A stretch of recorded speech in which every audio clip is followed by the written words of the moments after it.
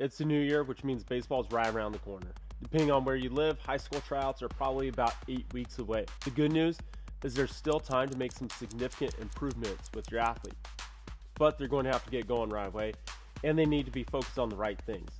Here's 7 things they can work on over the next 8 weeks to increase their chance of making varsity this year. As with any tryout, this is like a job interview. And with the job interview, there's 2 things that we want to focus on. One is we don't want there to be any negatives. So if your athlete has some type of a glaring weakness, let's try and address that over the next 8 weeks. Secondly, they want to surpass an expectation. If they surpass an expectation, then the coaches are going to be sitting around saying, hey, did you notice this kid do fill in the blank? So if they have a particular skill, try and really lean in on that and help that skill be fully ready to go 8 weeks from now. All right, here's our 7 focuses, starting with number 7, grades. Depending on your school, the district, the state, there's different standards for grades, but keep in mind if it's close between your son and another athlete, grades can definitely become an issue. So make sure they know the importance of grades and that they're not neglecting that as first semester finishes up and as second semester begins. Number 6, character. I know it sounds bad putting character at number 6, but it's the way that it is. Coaches don't want to lose every game and have the nicest guys out there. Make sure that your athlete's not doing anything stupid. Make sure they're not doing anything that's going to get them in trouble at school or with the program. Make sure that they're mindful of what they're posting on their social media. Just simple things like that. Again, you don't want to come down to character being a question between your athlete and another athlete. Number 5, lifting. Your athlete needs to be getting in the gym 4 times a week probably, and they need to be making significant strength gains. The number 1 problem that high school boys have is their eating. Their eating is usually horrible. I would recommend using MyFitnessPal. It's an app through Under Armour, and having your athlete keep track of what they're eating. They don't need to do it all the time, but they want to do it at least a few days so that they get a sense of what they're doing and what adjustments they need to make. Your athlete needs to look the part, be able to move the part, and perform the part.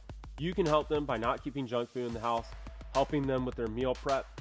Don't do their meal prep for them, but help guide them through that. Help them know how to cook rice, chicken, beef, some simple things like that. Number 4, defense. Defense definitely helps your athlete make the team, while offense helps get them in lineup and keep them there. Definitely don't want defense to be a liability, and typically with some pretty simple work, you can help defense to be at least competent. Of course, it depends on your team and position, but in general, defense cannot be a liability. It doesn't need to be incredible, but it can't be a liability. Number 3, throwing. Throwing's huge. A couple things with throwing here. 1, if you can't throw, it looks really bad at tryouts, and it tremendously limits where the coach can put your athlete on defense. Also, they need to be throwing so their arm's healthy and that they're not complaining of a sore arm in the second day of tryouts. That's another really bad optic. Number 2, hitting. Your athlete needs to be hitting every day, 7 days a week for these next 8 weeks. And they need to be doing different types of hitting. You don't know what the coach will be doing at tryouts, and you don't want to be the kid saying, oh, I don't like pitching machines. Oh, this coach can't throw strikes. Oh, this guy's throwing too hard. You don't know what's going to be. Be ready for everything. Do lots of different types of hitting. Front toss, tee, machines, fast machines, slow machines, live arm stuff. Just be ready for it all. And remember, good hitters hit. They can hit everything. You can wake them up at 2 a.m. in the morning. They can be sore, tired, and they can still hit.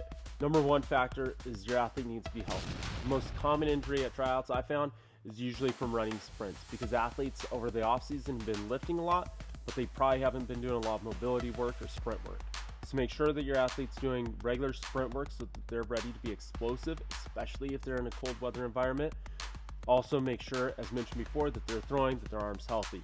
Right now is the time to push it and get them ready, but it's not the time to injure them. So if their arm's not feeling good, have them back off from throwing, take a couple days off, reevaluate once they come back a couple days later. Same thing with their lifting. If something's not feeling right, back off, but then let's try and get them back into it as quick as possible. We've got 8 weeks to try and help them get better. Try and focus on these 7 things. Make sure that we're checking those 7 boxes. And you can also download a calendar here to help walk you through what the next 8 weeks can look like.